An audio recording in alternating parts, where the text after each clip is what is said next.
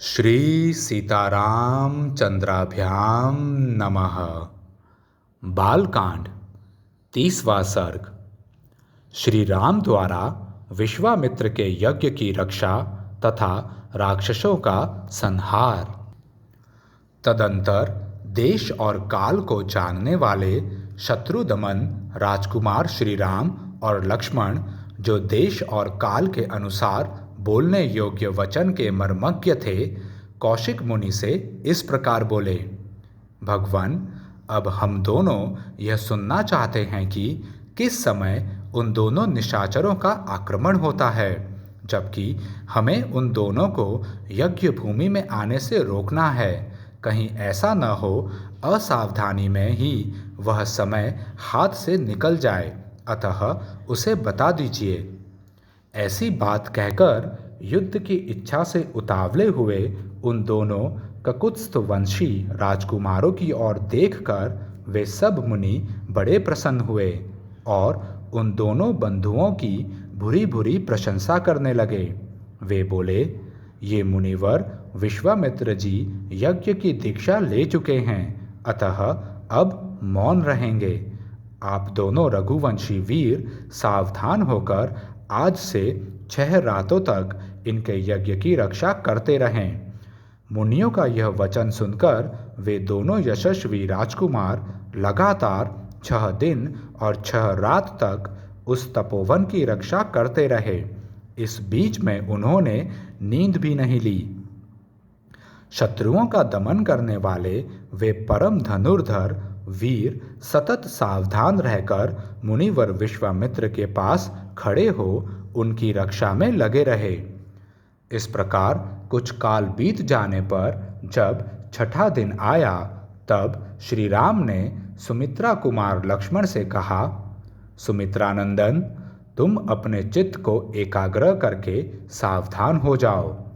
युद्ध की इच्छा से शीघ्रता करते हुए श्री राम इस प्रकार कह ही रहे थे कि उपाध्याय, पुरोहित तथा अन्यान्य ऋत्विजों से घिरी हुई यज्ञ की वेदी सहसा प्रज्वलित हो उठी। इसके बाद कुश, चमस, स्तृक, समिधा और फूलों के ढेर से सुशोभित होने वाली विश्वामित्र तथा ऋत्विजों सहित जो यज्ञ की वेदी थी, उस पर आहवनीय अग्नि प्रज्वलित हुई। अग्नि का यह प्रज्वलन यज्ञ के उद्देश्य से हुआ था। फिर तो शास्त्रीय विधि के अनुसार वेद मंत्रों के उच्चारण पूर्वक उस यज्ञ का कार्य आरंभ हुआ। इसी समय आकाश में बड़े जोर का शब्द हुआ, जो बड़ा ही भयानक था। जैसे वर्षा काल में मेघों की घटा सारे आकाश को घेरकर छाई हुई दिखाई देती है, उसी प्रकार मारीच और सुबाहु नामक राक्षस सब और अपनी माया फैलाते हुए यज्ञ मंडप की ओर दौड़े आ रहे थे। उनके अनुचर भी साथ थे। उन भयंकर राक्षसों ने वहां आकर रक्त की धाराएं बरसाना आरंभ कर दिया। रक्त के उस प्रवाह से यज्ञ वेदी के आसपास की भूमि को भीगी हुई देख श्री रामचंद्र जी सहसा दौड़े और इधर उधर दृष्टि डालने पर उन्होंने उन राक्षसों को आकाश में स्थित देखा। मारीच और सुबाहु को सहसा आते देख कमल नयन श्री राम ने लक्ष्मण की ओर देखकर कहा, लक्ष्मण, वह देखो, मांस भक्षण करने वाले दुराचारी राक्षस आ पहुँचे। मैं मानवास्त्र से इन सबको उसी प्रकार मार भगाऊंगा जैसे वायु के वेग से बादल छिन्न भिन्न हो जाते हैं। मेरे इस कथन में तनिक भी संदेह नहीं है। ऐसे कायरों को मैं मारना नहीं चाहता। ऐसा कहकर वेगशाली श्री राम ने अपने धनुष पर परम उदार मानवास्त्र का संधान किया। वह अस्त्र अत्यंत तेजस्वी था। श्री राम ने बड़े रोष में भरकर मारीच की छाती में उस बाण का प्रहार किया। उस उत्तम मानवास्त्र का गहरा आघात लगने से मारीच पूरे 100 योजन की दूरी पर समुद्र के जल में जा गिरा। सितेशु नामक मानवास्त्र से पीड़ित हो मारीच अचेत सा होकर चक्कर काटता हुआ दूर चला जा रहा है। यह देख श्री राम ने लक्ष्मण से कहा, लक्ष्मण देखो, मनु के द्वारा प्रयुक्त सितेशु नामक मानवास्त्र इस राक्षस को मूर्छित करके दूर लिए जा रहा है, किंतु उसके प्राण नहीं ले रहा है। अब यज्ञ में विघ्न डालने वाले इन दूसरे निर्दय, दुराचारी, पापकर्मी एवं रक्तभोजी राक्षसों को भी मार गिराता हूँ।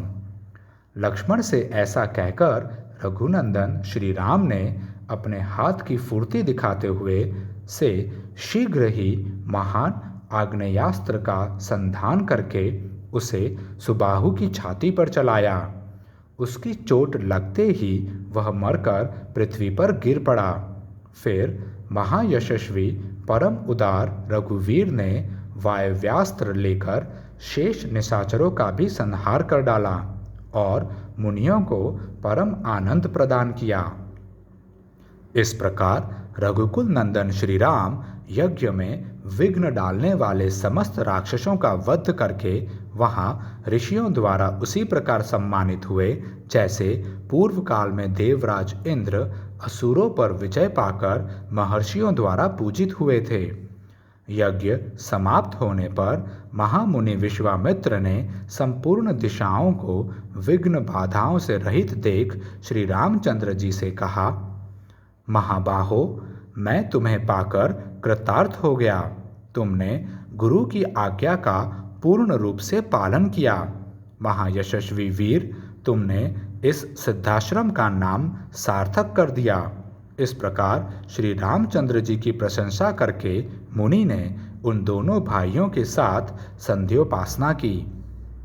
इस प्रकार श्री वाल्मीकि निर्मित आर्ष रामायण आदि काव्य के बालकांड में 30वां सर्ग पूरा हुआ। जय श्री राम।